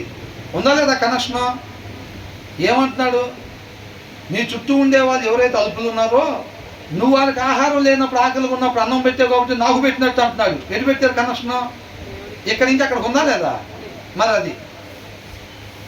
అందుకనే ఇక్కడ ఏమంటున్నాడంటే ఈ లోక సంబంధంగా ఎదగాలి అనే తపన ఉండేవాడు ఈ తోటి వారిని ప్రేమించే తత్వం ఉండదు. వారి అవసరతల్లో ఉన్నాడని తెలిసినా వారికి ఎవరో ఎంతకాడికి గొప్ప గొప్ప సహవాసాలు కావాలి, సక్సెస్ అయిన వాళ్ళ సహవాసాలు కావాలి, డబ్బులు ఉన్న వాళ్ళతో పరిచయాలు కావాలి. పేదోడి దగ్గరికి వెళ్ళబుద్ధి అవ్వదు, వాడు చెప్పే మొర ఆలకించబుద్ధి అవ్వదు. ఇట్లా అయింది ఆ పరిస్థితి, అసలు ఈ నెలలో అబ్బాయి పరిస్థితి ఇట్లా అయింది, అమ్మాయికి ఇట్లా అయింది, ఈయనకేం ఉద్యోగం లేదు, అవి మనకి వినబుద్ధి అవ్వదు అసలు. అర్థమవుతుందా. గొప్పలతో పరిచయాలు కావాలి, ఇవన్నీ ఉంటాయి అన్నమాట. అర్థమవుతుందా. కాబట్టి అలాంటి ఉదార స్వభావం లేని వారంగా మనము ఉండకూడదు. 20వ వచనంలో ఏం చూసాం, విశ్వాసము కలిగి మాత్రమే మనం జీవించే వారం ఉండాలి. 21లో పక్షపాతము చూపనేకూడదు, పార్షియాలిటీ చూపనేకూడదు. విశ్వాసం కలిగి ఉండాలి, పార్షియాలిటీ చూపించకూడదు. 22వ వచనంలో ఏంటంట, ఉదార స్వభావము, అవసరతల్లో ఉన్న వాళ్ళకి సహాయం చేసేవారుగా మనము ఉండాలి. అంతే తప్ప మనం స్టింగీగా ఉండకూడదు, పిసినారి వారంగా, జిడ్డులాగా. అంటే జిడ్డు అంటే వాడు అవసరమైన దగ్గర డబ్బులు ఇవ్వడం. అర్థమవుతుందా. వాళ్ళకి కావాలంటే ఖర్చు పెట్టుకుంటారు, వాళ్ళకి అన్యులు కూడా ఖర్చు పెట్టుకుంటారుగా, వాళ్ళకి కావాలంటే ఖర్చు పెట్టుకుంటారు తప్ప మిగతా వాడికి డబ్బులు ఇవ్వాలంటే అసలు ఏమాత్రం కూడా ఇవ్వరు అన్నమాట. అలా ఉన్నప్పుడు ఏమొచ్చిందంట, నీకు ఆత్మీయ లేమి వచ్చింది. నీకు అక్కడ అకౌంట్లో డబ్బులు పడే పరిస్థితి ఉండదు. నువ్వు అక్కడ డబ్బులు వేసుకుందావు అని చూసినా సోమరు ఏం చేస్తాడంటే ఇక్కడ ఉండే వాటిని సంపాదించుకుంటా వీళ్ళు కూడా ఏం చేస్తారంటే సహాయం చేసేవాడికి అక్కడ అకౌంట్లో ఎట్లా ఉండాలో నాకు కూడా అట్లా ఉండాలనుకుంటా ఉంటాడు. అర్థమవుతుందండి. కాబట్టి అక్కడ ఆత్మీయ లేమి మనకి కలిగిద్ది. అవసరమైనట్టుగా మన ఆత్మీయత ఉండదు అని అంటున్నాడు. కాబట్టి దీనికి దానికి కనెక్షన్ అన్నమాట. ఓన్లీ వాక్యం చదువుకొని ప్రార్థన చేసుకొని అవతల వాళ్ళు అవసరతలు అని చెప్పి కేకలేస్తుంటే మొర పెట్టుకుంటుంటే మన కంటి ముందు కనపడుతుంటే మనం చెల్లించకపోతుంటే గనక మనం ఏది కూడా పనిచేయవు. నువ్వు నాకు ఇచ్చే అర్పణ ముఖ్యం కాదు. నీ సహోదరుడితో నీకు మధ్యలో ఆ ప్రేమ అది డిస్టెన్స్ వచ్చింది అనుకోండి, ఏదైనా డిస్ప్యూట్ లాగా వచ్చింది అనుకోండి, ముందు దాన్ని ప్రేమగా మార్చుకోవాలి. అది ప్రేమగా మార్చుకున్న తర్వాత అక్కడ లైన్ కరెక్ట్గా చేసుకొని అప్పుడు నువ్వు రా అర్పణ అర్పించడానికి నేను స్వీకరిస్తాను. అంతే తప్ప నీ ఇంటి పక్కన వాళ్ళకి అవసరం ఉంది లేకపోతే ఇంకొక దగ్గర అవసరం ఉందని నీ చెవులు పడిన తర్వాత నువ్వు వాళ్ళకి సహాయం చేయకుండా నువ్వు ఇక్కడికి వచ్చి బ్రహ్మాండంగా పాటలు పాడినా నేను అవి వినను, నువ్వు చేసే ప్రార్థన నేను ఆలకించను అని అంటాను. అర్థమవుతుందండి? కాబట్టి ఒకవేళ శుక్రవారం ప్రార్థన టైంలోనే నువ్వు ప్రార్థనకు బయలుదేరు, గబక్కని ఇంటి పక్కనే నీకు బాగలేదు సహాయం చేసి వాళ్ళు ఎవరు లేరు, అయ్యా కొద్దిగా హాస్పిటల్కి తీసుకెళ్ళాలని చెప్పి నువ్వు అప్పుడే ప్రార్థన చేసుకొని వద్దాం అనుకుంటున్నావు బయటికి. ఆ టైంలో వచ్చారు, అయ్యా కొద్దిగా ఇట్లాగా అని చెప్పి నువ్వు అవసరమైతే ఎక్కడికి వెళ్ళాలి? హాస్పిటల్ దగ్గరికి వెళ్ళిపోయి అక్కడ చూపించుకొని రావాలి ఇక్కడికి. అంతే. ఒకవేళ ఇది అయిపోయింది అనుకోండి, అయిపోవచ్చు కాక మనం అక్కడ చేయాల్సిందే చెయ్యాలి. అవునా కదా? అంతే తప్ప ఆచారంగా మనం వచ్చే వారంగా ఉండకూడదు. సహాయంలో ఉన్నవాడికి వదిలిపెట్టి నేను ఇక్కడికి వెళ్ళి పాటలు పాడాలంటే అర్జెంటుగా నేను పోయి ప్రార్థన చేయాలండి అక్కడ అని అంటే దేవుడు అట్లాగా ఆచారంగా ఉండేదాన్ని స్వీకరించడం. కాబట్టి మనం ఏం చేయాలంటే మన కన్నులు ఎక్కడెక్కడ అవసరతల్లో ఉన్నారో వారిని చూచేవిగా మన కన్నులు ఉండాలని ప్రార్థన చేయాలి. ఆ స్వరాలు మనకి వినిపించేటట్టుగా దేవుడు ప్రేమ మనం వారి పట్ల కనపరిచేటట్టుగా కృపని దయచేయమని చెప్పి ప్రార్థన చేయాలి. ప్రభు అట్లాంటి వాళ్ళు ఎవరు కనపడకుండా సహాయం చేయమని మనం ప్రార్థనలో చేయకూడదు. చేస్తామా? చేద్దామా? మరి అట్లాగా ఎట్లా వాళ్ళకి సహాయం చేసేటట్టుగా ప్రేమ చూపించేటట్టుగా ప్రభు నీ కృపను దయచేయమని ప్రార్థన చేద్దామా? చేయాలా లేదా? చెయ్యాలమ్మా. తర్వాత ఈ వచనాల ప్రకారంగా మనం ముందుకు పోతా ఉంటే ఆటోమేటిక్గా లోకస్తులు అంటారు, ఏమంటారు? వెర్రివాళ్ళు బాబు వీళ్ళు వెర్రి ఫెలోషిప్ అని పెడితే పోయేది అనుకుంటారు. ఏంటంట ఆ పేరు కానీ జనాలు మన కాలనీలో మనకు పెట్టారంటే మన ఫెలోషిప్కి ఫెలోషిప్ మొత్తం ఎత్తబడతాం దేవుడి కృపను బట్టి. అవునా కదా? అది తర్వాత ఏంటంటే ఇచ్చగములాడు వాని కంటే నరులను గద్దించువాడు తుదకు ఎక్కువ దయ పొందును. Whoever rebukes a man will afterward find more favor than he who flatters with his tongue. అవతలలో సరి చేసుకోవాల్సింది ఏదన్నా ఉన్నప్పుడు వీళ్ళు వాళ్ళని సరి చేసేది చెప్పేటట్టుగా ఉండాలి. నువ్వు నిజంగా వాళ్ళని ప్రేమిస్తే నీ పిల్లడు బైబిల్ చదవకుండా ఉంటున్నాడు, బ్రహ్మాండమైన డ్రెస్సులు వేసుకొని సూట్లు వేసుకొని ఆ మిగతా పనులన్నీ బాగానే చేస్తున్నాడు, భోజనం తింటున్నాడు, కమ్మగా మంచి డ్రెస్సులు వేసుకుంటున్నాడు, హ్యాపీగా వాడికి ఏదైతే ఆనందం ఇచ్చింది దాని ప్రకారం తిరుగుతున్నాడు. వాళ్ళు బైబిల్ చదవట్లేదు అనుకోండి, వాళ్ళకి ఏం చెప్తాం? వదిలేస్తామా? అవన్నీ కాదు, ఇది ముఖ్యం, శ్రద్ధ పెట్టి బైబిల్ చదవాలి, మోకరించి ప్రార్థన చెయ్యాలి, అది ముఖ్యం అని చెప్తాం. మిగతా వాళ్ళకు అది కనపడింది అనుకోండి, ఆ బ్రదరు వాక్యం చదవట్లేదు, ఆ బ్రదరు ఆ సిస్టరు ప్రార్థన చేయట్లేదు అని మనకి తెలిసినప్పుడు మనం ఏం చేయాలంట? సరి చేసే వారంగా ఉండాలి. బ్రదర్ వాక్యం చదువుతున్నారు బ్రదర్, సరదాగా కూర్చున్నప్పుడు ఏం కూర ఎన్ని ముక్కలు వేసాడు బ్రదర్ కేజీకి, అవి కాకుండా ఏంటంట కలిసినప్పుడు ఏం మాట్లాడుకోవాలి? అన్న వాక్యం చదువుతున్నారన్నా అన్నాను, ఎక్కడ కుదరట్లేదు అని అన్నాను అనుకో, అసలు కుదరట్లేదు పనిలోనే సరిపోతుంది కదా తండ్రి అంటే, అదేంటన్నా మనం కంపల్సరీగా చదవాలి కదా, ఎట్టి పరిస్థితుల్లో అటన్నిటికన్నా ఇది ముఖ్యంగా చదవాలి కదా అన్న అని అన్నాను. అవునా? మనం అలా చెప్పేవారంగా ఉండాలి. ప్రార్థన చేసుకోకపోతుంటే చెప్పేవారంగా మనం చేస్తా, వాళ్ళకు కూడా చెప్పేవారంగా ఉండాలి.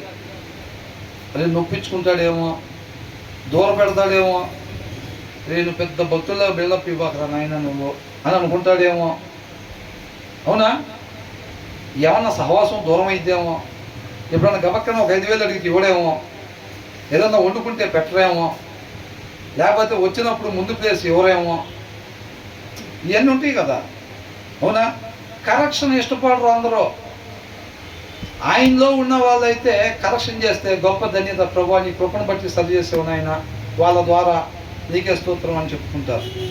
కొంతమంది ఏమనుకుంటారు? కరెక్షన్ ఇష్టపడరు అనమాట, కరెక్షన్ ఇష్టపడరు. కాబట్టి తర్వాత రిలేషన్ ఎట్లా ఉంటుంది, తర్వాత పరిస్థితి ఏంటి, తర్వాత అవసరతలు ఏంటి, ఫ్యూచర్లో ఏదైనా అవసరం పడితే చేయడేమో, ఇవన్నీ కాదండి. అవసరాలు వాళ్ళ ఆత్మీయతలోకి నడవటానికి ఏదన్నా మనం చెప్పాల్సి వస్తే మనం వాళ్ళ మనసు నొచ్చుకున్నా సరే చెప్పేవారంగా మనం ఉండాలి తప్ప, అది మనకెందుకు వాక్యం చదివితే చదవకపోతే ఆ సిస్టర్ ప్రార్థన చేసుకుంటే మనకెందుకు. ఆమె ఏదో పాట పాడింది అంటే, అక్క అసలు ఏం పాడావు అక్క నువ్వు అసలు అని అంటే 1-2 ముక్కలు అంటే మనం బాగా ఇష్టపడతారు కదా. ఏంటంట, అక్క బ్రహ్మాండంగా ప్రార్థన చేసేవు అక్క అన్న, అసలు ఏం చెప్పేవా నా వాక్యం నువ్వు అని అంటే, ఏదో 1-2 అందులో మంచివి ఉన్నాయి, వాటినే 2-3 సార్లు నువ్వు చెప్పావంటే వాళ్ళకి ఎంత హాయిగా ఉంటుంది. మనం అంటే బాగా ఇష్టపడతారు. ఎప్పుడన్నా ఫోన్ చేసి అన్న ఒక 5,000 కావాలంటే 5,000 సరిపోతాయా అని అడుగుతారు. అదే సరి చేసామనుకోండి, 5,000 అసలు నా కాడ ఉంచావే అంటే ఏమన్నా మొన్న తెలీదా ఆ రోజు నా బైబిల్ చదివావా అంత ఆ రోజు తెలీదా, తర్వాత రోజుల్లో ఇట్లా పరిస్థితి పడిద్ది అని చూసుకునే పని లేదా చెప్తావు ఇంకోసారి చెప్పనని చెప్పు. 3 సార్లు చెప్తే వేస్తాడు డబ్బులు అన్నా, ఇంకెప్పుడు కరెక్షన్ లేదన్నా అని 3 సార్లు నువ్వు చెప్తే ఇప్పుడే కొడతా డబ్బులు. అర్థమవుతుందండి. అట్లాగా ఎందుకు వచ్చిన గొడవరా, అందరితో బాగుండాలని చెప్పాడు కదా యేసయ్య. అందరితో బాగుండాలని అంటే కరెక్షన్ ఎవడు ఇష్టపడరా. కాబట్టి మనం ఎవరిని కరెక్షన్ చేయకుండా, ఆంటీ మీ గ్రీన్ శారీ అదిరిపోయింది, ఆంటీ మీ బ్లూ శారీ అదిరిపోయింది, ఆంటీ మీ రెడ్ శారీ అదిరిపోయింది, ఆంటీ ఎట్లా సెలెక్ట్ చేస్తారంటే, ఆనంద్ నీ గ్రీన్ టీషర్ట్ అసలు ఏం టీషర్ట్ ఆనంద్ అసలు అని అంత మొత్తం అట్లాగే అనుకుంటూ పోతున్నాం అనుకో, ఆ చివరి నుంచి చూడదాకా అట్లాగే అనుకోని ఫెలోషిప్ రోజు వచ్చి వెళ్తుంటే ఎంత ఇష్టపడతారు అసలు మనల్ని. అది మీరేంటి వాక్యం చెప్పేటప్పుడు నిద్రపోతూ ఉంటారు అందరు, మీరేంటి మన వాక్యంలో మన షార్ట్స్గా అప్లోడ్ చేస్తుంటే ఆనంద్ ఇప్పుడు ఏం చెప్పాను నిన్ను అడుగుతాను నేర్చి అది కూడా వచ్చి ఆనంద్ ఇష్టపడతారా బ్రదర్, నేను ఎవరికైనా స్నాక్స్, మీకు మాత్రం స్నాక్స్ ఇవ్వండి, మిగిలిపోతే అవసరం అయితే ఇంకొకరికి ఇస్తాలే కానీ 2 మీకు మాత్రం ఇవ్వనని అప్పుడే డిసైడ్ అవుతాడు. ఇదంతా ఎందుకు, ఆనందుడు నేను చక్కగా ఉంటాడు అని అంటున్నాం అనుకోండి 1-2 సార్లు, ఏదన్నా మిగిలిపోతే డైరెక్ట్గా మనమే గుర్తొస్తాం. అవునా కదా. అట్లాగా ఇక్కడ బాగానే ఉంటుంది, అందరూ బాగానే ఉంటారు. బ్రదర్ రండి ఇక్కడ కూర్చోండి నన్ను ఇది పిలుస్తారు, వాళ్ళు పిలుస్తూ ఉంటారు. ఎందుకంటే ఎక్కడ పోయినా పోగొట్టమే, ఏదైనా కనపడినా సరి చేయడం కాబట్టి మనం ఇక్కడ పిలుస్తారు. రేపు అక్కడ పిలిచే వాళ్ళు ఎవరు ఉండరు, అందరు ఇటున్న వాళ్ళే పిలుస్తూ ఉంటారు. బ్రదర్ ఇక్కడ అంటూ ఉంటారు. అటు కాదు బాబు మంటల్లో అటు వెళ్దాం అనుకుంటున్నాను, అటు ఊరు వెళ్ళవరు మనల్ని, మన వాళ్ళందరూ ఇటుంటారు. అప్పుడు ఏంటో బాగానే మేనేజ్ చేసాం, కింద ఉన్నప్పుడు అందరూ కలవరు ఇచ్చిన వాళ్ళే మనం బయటకు వస్తే అందరూ అసలు చచ్చిపోయేది నీకోసం ప్రాణాలు ఇస్తామన్నా అన్నారు. ఎక్కడ చూస్తే ఎవరు పిలవట్లేదు, ఇటు వెళ్ళిందని అంటే పరిస్థితి అంతే. అవునా. కాబట్టి ఇక్కడ ఏమంటున్నారు, whoever rebukes a man will afterward find more favour than he who flatters with his tongue అంట. ఫ్లాటర్స్ పొగడ్తలో ఏం కూర్చున్నావు జయసి, అసలు నువ్వు ఒక కాలు మడత వేసుకొని ఒక కాలు కిందకి ఏలాడు తీసుకొని అసలు అట్లా కూర్చున్నావున్నా మాకు కుదరదని అంటుంటే ఇంకేం లేదు, బ్రహ్మాండంగా భలేగా ఇష్టపడతారు పిల్లలు. అవునా కదా. అట్లాగనమాట. అంటే చూపు ఎక్కడుంది, విశ్వాసం ద్వారా ఉండేవాడి అవి చేయలేడు. వాడికి ఎంతకాడికి ఏమనిపించింది అంటే, మొన్న హోటల్కి వెళ్ళాం టిఫిన్ చేద్దామని, ఆయన కళాయిలో నూనె పోయటానికి ప్యాకెట్ కట్ చేయకుండా వేడి కళాయిలో ఆ కవర్ పెట్టి ఉంచితే అదే వేడికి కరిగిపోయి ఆ నూనె దాంట్లో పడింది. మౌనిక చూసి ఎట్టి పరిస్థితుల్లో పోయి ఆయనకి చెప్పాలంట, నువ్వేం చెప్పబాక అట్లాగా, ఎవరిని అనుకుంటారు మనల్ని, అంత కావాలంటే నో హోటల్కి వెళ్ళొచ్చు, ఇక్కడ గౌరవమన్నాడు మిమ్మల్ని, మా దగ్గర ఇంతే ఉండిద్ది, మాకు చెప్పబాకండి వచ్చి ఇవన్నీ ఎట్లా చేయండి, గ్లౌజులు వేసుకోండి, మాస్కులు పెట్టండి, ఇవన్నీ చెప్పబాకండి, ఇక్కడ ఇంతే ఉంటుంది, ఇష్టమైతే రండి, నాకు తెలియదు అనుకుంటారు. అంటే 2-3 సార్లు ఏది చెప్పాలి, వాటి వల్ల క్యాన్సర్లు వస్తాయి అని అంటుంది. చెప్పామంటే ఇంకోసారి వస్తే వింతగా చూస్తారు మనల్ని.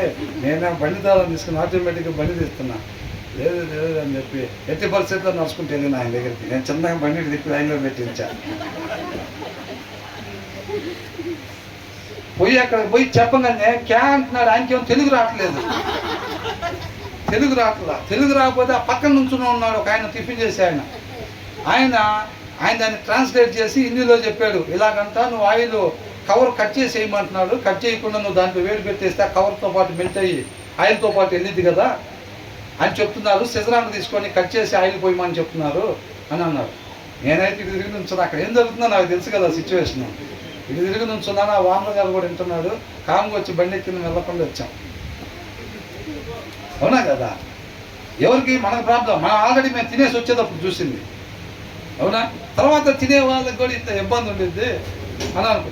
కాబట్టి అంటే ఎగ్జాంపుల్ నేనేమంటున్నానంటే లోక సంబంధంగా అయినా విశ్వాసంతో సాగేవాళ్ళు, దేవుళ్ళు నాటబడి ఉండేవాళ్ళు, ఎదుటి వాళ్ళలో ఒకటి వాళ్ళ ఆత్మీయంగా లోబడి ఉండేటట్టుగా, అంటే ఆత్మీయ లోటు వాళ్ళకి దీనివల్ల కలుగుతుంది అని నీకు అనిపించినప్పుడు వాళ్ళని సరి చేయకుండా ఉండలేరు. అంటే సరి చేసే దాంట్లో కూడా విధానం ఉంటుంది. చదవ వాక్యం అసలు అట్లా కాకుండా ఎలా చెప్పాలంట, అవునా కదా? కాబట్టి చక్కగా మృదువుగా మనం ఇట్లా చేస్తే ఇట్లా అని వాళ్ళకి అర్థమయ్యేటట్టుగా మనం చెప్పేవారంగా ఉండాలన్నమాట. ఎందుకని ఏ ఆత్మ కూడా నశించిపోవటం వాళ్ళకి ఇష్టం లేదు. నేను ఒక్కనే వెళ్ళిపోవాలి పరలోకం, నేను మా ఆవిడ మా పిల్లలు అయితే బాగానే చదువుకుంటున్నాంగా, మా వాడికైతే ప్లేస్లు గ్యారెంటీగా మేఘాల మీద అనే సెల్ఫిష్ ఉండే వాళ్ళకి అసలు ప్లేస్ ఇడు, అవునా కదా? కాబట్టి అట్లాంటి దేవుళ్ళు ఉంటే కనుక మనం చెప్పేవారంగా ఉండాలి. మనం అర్థమవుతుందా? అలా చెప్పేవారంగా ఉండాలి. అలాగే ఎవరైతే చెప్తారో వాళ్ళు ఏమైందంట, చదవండి ఒకసారి 23. ఇచ్చకంలాడు వానికంటే అంటే పొగడతారు చూసాడు. అక్క నువ్వు అసలు, అన్నా నువ్వు అసలు, నీ తర్వాతేనా అంటారు చూసారా? వాళ్ళకంటే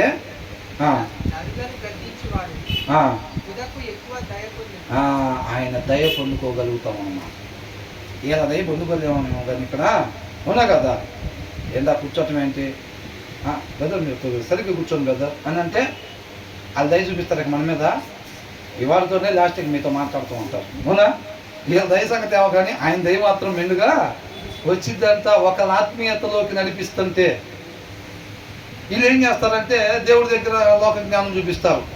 మేమేం లేనిది పొగట్లేదండి, ఉన్నదే పొగుడుతున్నాం, నిజంగానే గ్రీన్ టీషర్ట్ బాగుంది కాబట్టి బాగుందని చెప్పాం అని కవరింగ్ చేస్తారు సౌల్లాగా. మరి కనిపించే గ్రీన్ టీషర్ట్ బాగానే ఉంది, ఆయన వాక్యం చెబుతుంటే మరి అటు ఇటు తిరుగుతూ ఉంటాడు కదా, దాని సంగతి నీకు కనపడతలేదా? అది కనపడింది, మరి ఎందుకు చెప్పు? అది ఎందుకు చెప్పు? దేవుడు దాన్ని పరిగణలో తీసుకోడా? మనం కష్టపడాలి, మన ఆఫీసులో కష్టపడే దాని వెనకాల ఉద్దేశాన్ని చూసేటప్పుడు దేవుడు, నువ్వు ఏ ఉద్దేశంతో కష్టపడుతున్నావు? నువ్వు డబ్బులు సంపాదించి బాగా దాచిపెట్టాలని కష్టపడుతున్నావా?